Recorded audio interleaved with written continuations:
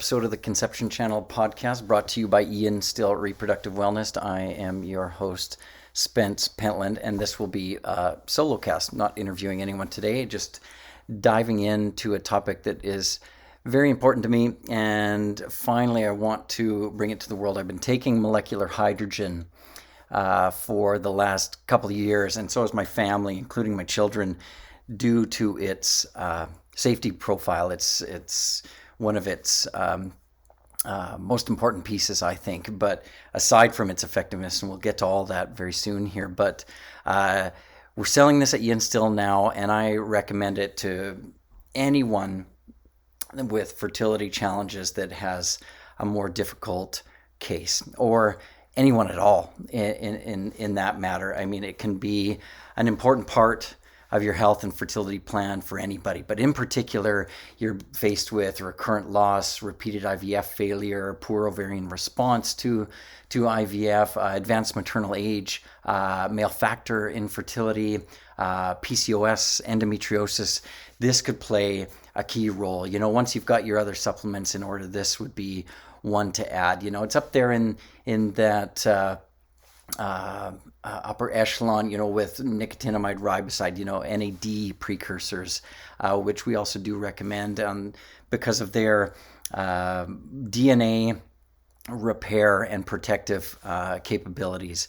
But we'll get more into molecular hydrogen here right now. So in general, hydrogen's the lightest and simplest of all known elements. It consists of only one electron and one proton, and under normal conditions, it exists primarily in its diatomic form as molecular hydrogen, which is H2 gas. And that's what we'll refer to it as from here forward, molecular hydrogen. It is what powers the sun by fusion to produce helium. And a quote that I love from Molecular Hydrogen Institute and Tyler LeBaron, hydrogen is the center of the prevailing cosmological model that describes the early development of the universe. You know, the periodic table, we've all remember that from high school. It is the first one, the smallest, the first in the top left corner there, the H. It's also involved in the genesis of life and played an active role in the evolution of eukaryotes, which many believe to be where we came from. It's a colorless, odorless, tasteless, non-metallic gas. It's this form of hydrogen that's been shown to exert the wide range of therapeutic effects that we'll get into here. So, since it's the smallest molecule in the universe, it has a high lipid solubility, which allows it to easily diffuse or go into the cell and subcellular compartments of things like the mitochondria and the nucleus, so getting to the DNA and other locations. So for something to be useful to our body, it needs to be able to get into the cells. For it to be protective or useful and effective on more deeper levels, it needs to be able to get into subcellular compartments like the mitochondria, which is the energy powerhouse of the cell, and the nucleus, which is where the DNA is, which often when we're bombarded with toxins and just challenges and stress in life, DNA can have difficulty dividing and replicating. So in other words, its unique physiochemical properties like its neutrality, its size, its mass, etc., allow it to rapidly penetrate biomembranes. So our cell membranes, you know, every cell is surrounded by fat, a fatty layer. That's why, you know, essential fatty acids and omega-3s, they're important. They're the wall of every cell. It can get through this very easily. It doesn't need any sort of pump like sodium and so many other chemicals do to get in and out of a cell. It just is small. It's light. It passes right through these membranes. It's also can pass through blood-brain barrier, which very few things can. Placental and testes barrier, which is where it can have, you know, start exerting effects on the reproductive system, and a multitude of things from neurological conditions to stress and we'll get more into that here soon. So research to date, approximately 1,000 articles and 1,600 researchers confidently suggest that molecular hydrogen has therapeutic potential in over 170 different human and animal disease models and in essentially every organ of the human body. That's pretty big. So the main reason for this is because H2 helps regulate excessive oxidative stress and inflammation, both of which, now listen closely, excessive oxidative stress and inflammation, both of which are at the root of virtually every disease and pathology. There's a total of approximately 80 human studies. So today, these clinical studies suggest that ingestion of hydrogen-rich water is what we sell at the clinic. So easy to take. The hydrogen-rich water is beneficial for metabolic syndrome, obesity, diabetes, and hyperlipidemia, which one could logically triangulate to be beneficial for patients with PCOS or polycystic ovary syndrome.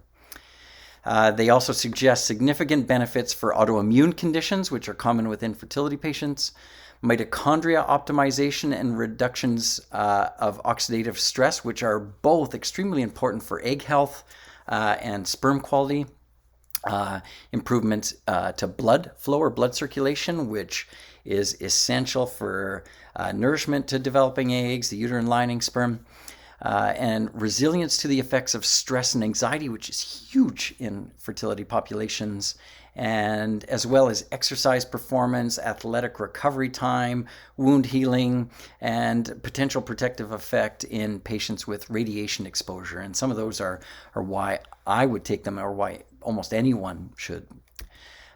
So a summary of their effects, or molecular hydrogen's effects: it's antioxidant, anti-inflammatory, anti-obesity, detoxification, anti-aging, and nervous system regulation. So we'll go into the antioxidant effect, which, because most people are familiar with antioxidants, and if you're been struggling with fertility challenges at all, you've probably come up with some advice from somewhere that says take antioxidants, and that, as a broad sweeping statement, is great, but there's more to it than that. Antioxidants are substances that can prevent or slow damage to cells caused by free radicals or unstable molecules that the body produces as a reaction to environmental and other stressors or diseases, and even just as free radicals are produced as a part of our normal physiology. Molecular hydrogen itself has strong antioxidant effects, but only if it's required by the body. This is the key. It's a strong antioxidant, but only if it's required by the body. So it's selective.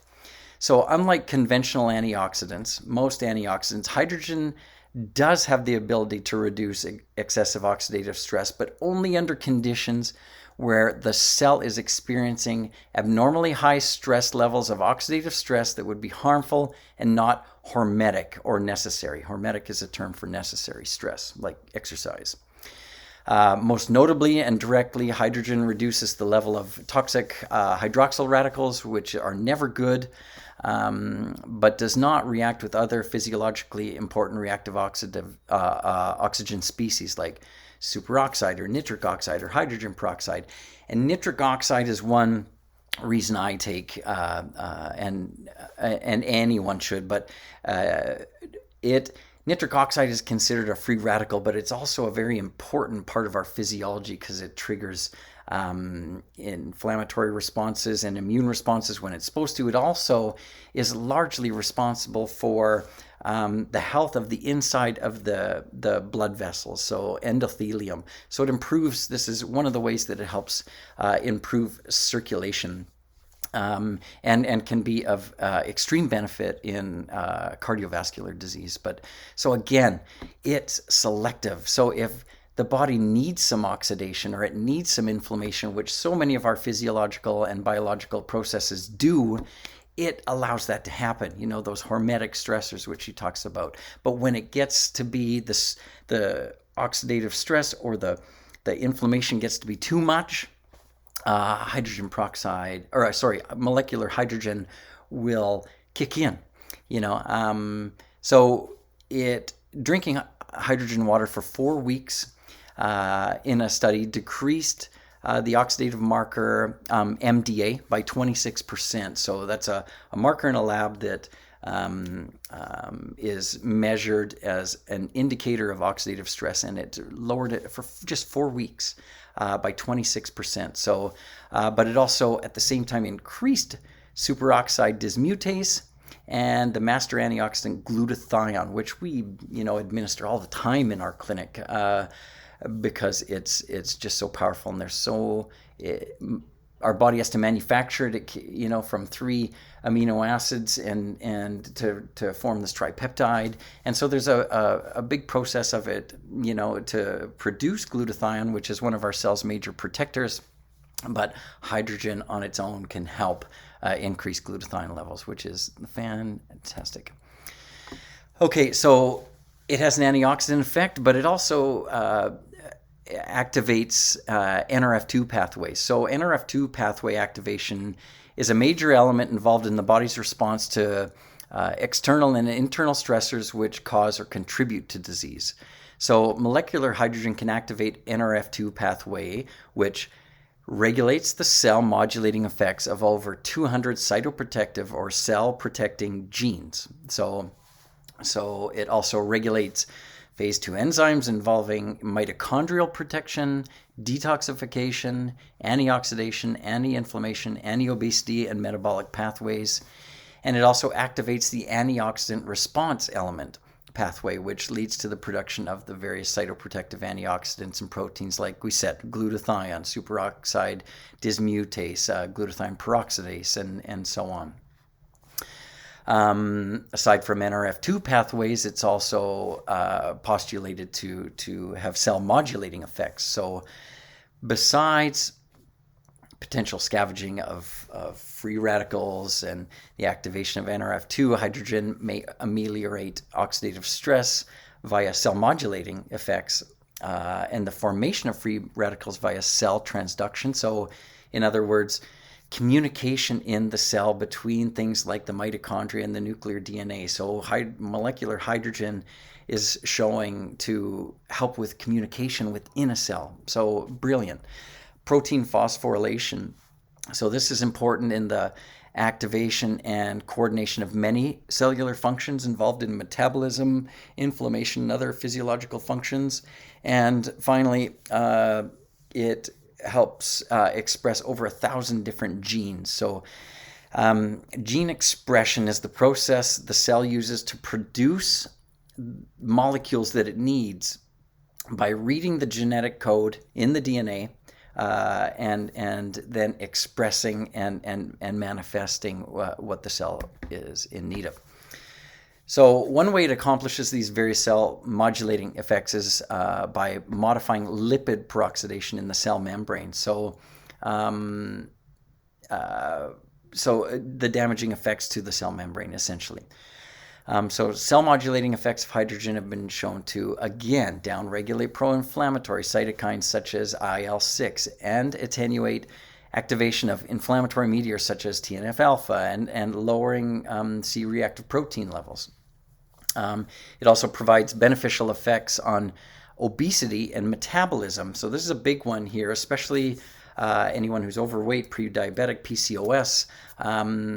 It has been shown to provide beneficial effects on obesity and metabolism by regulating FGF21 hormone, which controls sweet cravings, and ghrelin hormone, which controls hunger.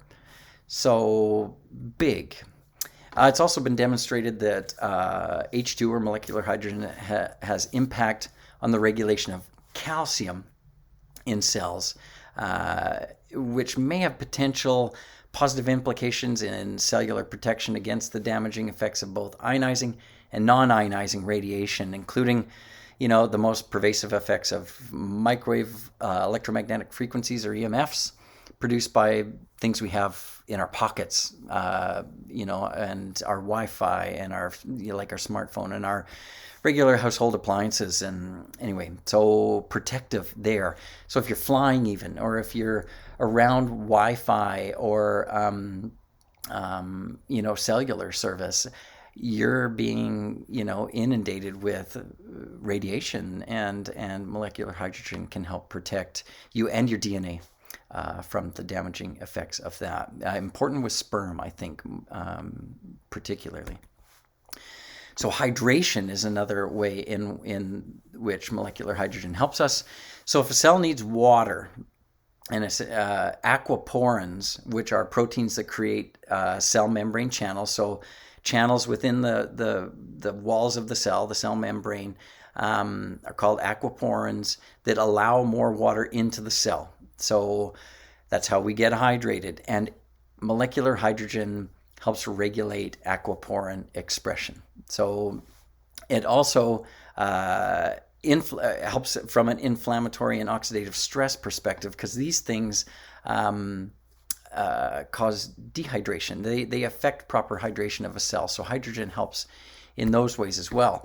And if you're diabetic or quite possibly, someone with PCOS, a condition called hypoosmolarity can occur, which means that there's lots of glucose in the blood that would relate to insulin resistance, but this causes the cells to shrink, so they become dehydrated, and so that's why diabetics often are thirsty, and therefore more water is staying outside of the cells instead of inside, and that's why urine increases. So thirsty, but more urination, so and dehydration results. So hydrogen has the ability, has insulin-like activity. So insulin is what our body produces to help bring sugar into the cells, out of the blood into the cells, and use as energy. So when there's insulin resistance, that's typical in PCOS and diabetics, or people who are overweight, period. Hydrogen has that can help insulin, or has an insulin-like activity. When the cells are saying, I don't want any more sugar, I'm not letting insulin bring any more sugar in, hydrogen can help. So then the cells take up more glucose and sugar, and the water balance in the cells is restored. So very roundabout way of explaining how hydrogen can help hydration in diabetics or potentially women with PCOS. So just an aside here, molecular hydrogen has no influence on pH. Everyone's been wondering about pH of water and et cetera, but and it has no reference to alkaline water. So when molecular hydrogen gas is dissolved into water, like the way we would take it, the little tablets you drop in, they effervesce, and then you drink it before the gas is fully released, it doesn't alter water chemistry or the properties. Like it doesn't form H4O, water molecule H2O plus H2 with molecular hydrogen. It doesn't form H4O, but simply H2 gas that's dissolved in the water and held in the water for a very temporary period of time. So other notable research, drinking hydrogen water for 4 weeks resulted in decreased sympathetic nerve activation at rest and improved mood and anxiety. And this is what acupuncture does. This is what we're always trying to do with our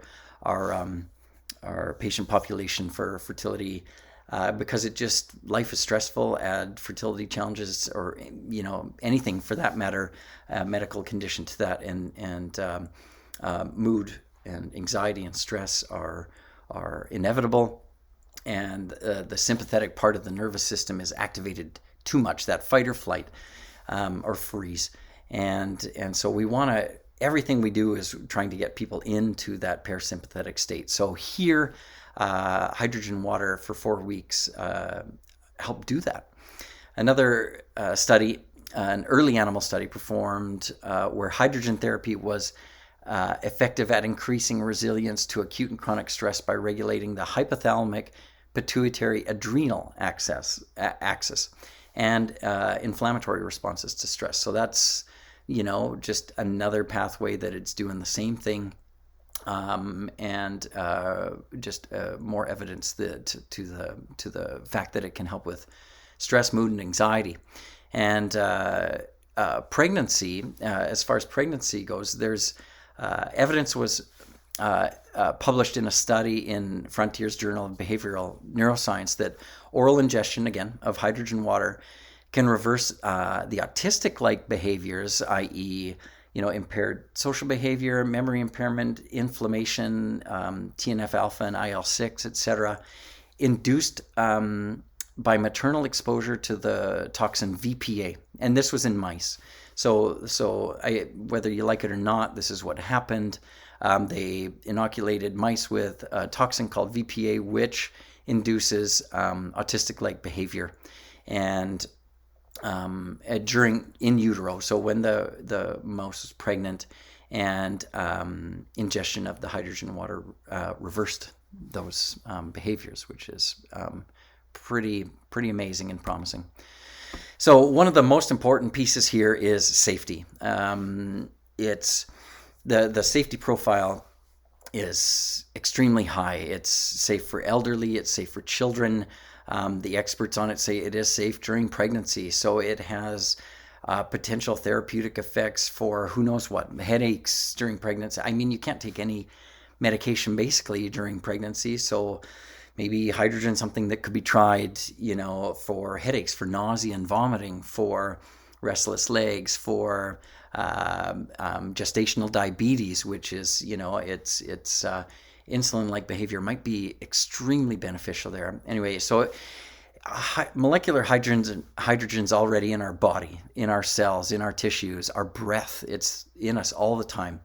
It's a natural byproduct of fermentation by intestinal probiotics or microbiota. It's just what happens in our body when certain fermentation of certain bacteria in our gut are functioning optimally.